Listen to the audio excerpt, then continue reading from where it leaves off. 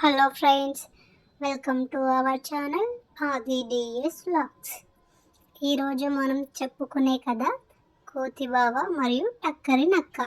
అనగనగా ఒక దట్టమైన అడవిలో కోతి నివసిస్తుండేది. ఒకరోజు కోతికి బాగా ఆకలి వేయడంతో నది ఒడ్డున ఉన్న చెట్టు దగ్గరికి పళ్ళ కోసం వెళ్ళింది. పండ్లు తినడానికి అక్కడికి వెళ్ళిన ఆ కోతికి కింద పడి ఉన్న ఒక నక్క కనిపించింది.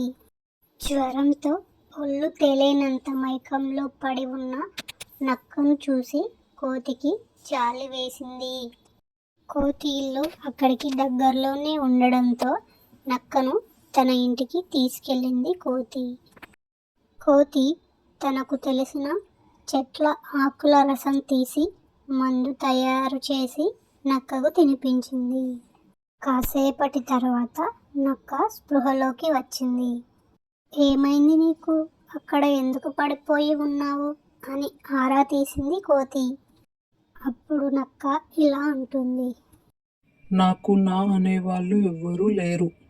గత కొన్ని రోజులుగా నాకు జ్వరం వస్తోంది. దాహంగా ఉండడంతో నీళ్లు తాగుదామని నది వద్దకు వచ్చాను. నీరసంతో పడిపోయాను. నా ఇల్లు కూడా పాతబడిపోయింది. నిన్న బాగా వర్షం పడడంతో ఉన్న ఇల్లు కూడా కూలిపోయింది. నాకు ఏం లేనప్పుడు నేను ఎక్కడ ఉన్నా ఒకటే అంటూ నిట్టూర్చింది నక్క. కోతికి దాన్ని చూస్తే చాలా బాధేసింది. ఎవ్వరూ లేరని బాధపడకు, మనం స్నేహితులుగా ఉందాం. ఇదిగో ఈ పక్కన ఉన్న ఇల్లు కూడా నాదే. ఇది వరకు ఇందులో ఒక జింక అద్దెకు ఉండేది. అది ఇప్పుడు లేదు, ఖాళీ చేసి వెళ్ళిపోయింది. ఇకపై నువ్వు ఆ ఇంట్లో ఉండొచ్చు. నాకు అద్దె ఏం అక్కర్లేదు అని చెప్పింది కోతి. దీంతో ఆ నక్క సంతోషించి తన పాత ఇంటికి వెళ్ళి కోతి సహాయంతో తన సామాను మొత్తం కొత్త ఇంటికి తెచ్చుకుంది. నక్క కోతి ఇచ్చిన అద్దె ఇంట్లో ఆనందంగా ఉండసాగింది. ఒక రోజున నక్క బయటికి వెళ్ళి వస్తూ ఉంటే తాళం చెవిని ఎక్కడో పోగొట్టుకుంది. ఆ నక్క అక్కడే ఇంటి ముందు కూర్చొని, అయ్యో, నా తాళం చెవిని పోగొట్టుకున్నానే, ఇప్పుడు నేను ఇంటి లోపలికి ఎలా వెళ్ళాలి అని దిగులు పడుతూ అక్కడే ఇంటి ముందు కూర్చుంది. అప్పుడే అక్కడికి వచ్చిన కోతి ఇలా అడిగింది. ఏమైంది? ఎందుకలా దిగులుగా కూర్చున్నావు అని అడిగింది కోతి. అయ్యో కోతి బావ, నేను ఇంటి తాళం చెవిని ఎక్కడో పోగొట్టుకున్నాను. తాళం చెవి లేకుండా తలుపు తీయడం అసాధ్యమైన పని అంటూ ఏడ్చుకుంటూ కూర్చుంది నక్క. అప్పుడు కోతి తన ఇంటి లోపలికి వెళ్ళి ఒక తాళం చెవి తెచ్చి ఇచ్చి నక్కకు ఇచ్చి ఇలా అంటుంది. ఇదిగో తీసుకో, ఇకపై ఇదే వాడుకో, మరేం పర్వాలేదు అని అంటుంది కోతి. ఆ తాళం చెవి నక్క ఇంటి తాళానికే ఇంకొక తాళం చెవి. కానీ ఈ విషయం నక్కకు తెలియదు.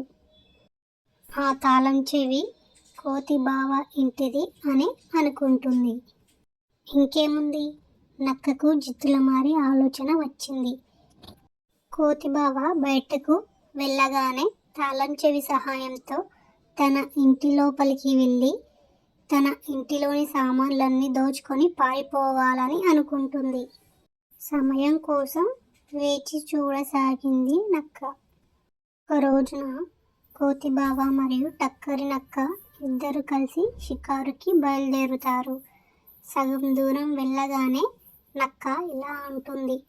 అబ్బా కోతి బావ, నాకు కడుపులో చాలా నొప్పిగా ఉంది. నేను షికారుకు రాలేను, నువ్వు వెళ్ళు అని చెప్పి ఇంటికి తిరిగి వస్తుంది.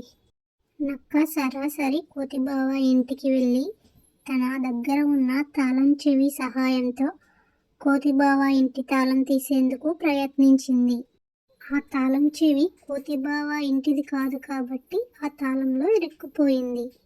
దీంతో కంగారు పడిన నక్క కంగారుతో ఆ తాళం చెవిని అటు ఇటు లాగడంతో అది ఇంకా గట్టిగా ఇరుక్కుపోయింది. నక్కకు చాలా భయం వేసింది. కోతి వచ్చిందంటే జరిగిందంతా తెలుసుకొని తనని అసహ్యించుకుంటుందని అనుకుంది. కోతి వచ్చేలోపే ఇక్కడి నుండి పారిపోవాలి, లేదంటే కోతికి నా మొహం చూపించుకోలేను. తన సామానంతటిని కూడా అక్కడే వదిలేసి అక్కడి నుండి ఉడాయించింది నక్క. చూసారా, జాలిపడి స్నేహం చేసిన కోతి బావను మోసం చేయాలనుకున్న టక్కరి నక్కకు ఎలా శాస్తి జరిగిందో. ఈ కథ ద్వారా మనం తెలుసుకున్న నీతి ఏమిటంటే, అర్హత లేని వారికి జాలిపడి ఎట్టి పరిస్థితుల్లోనూ సాయం చేయకూడదు.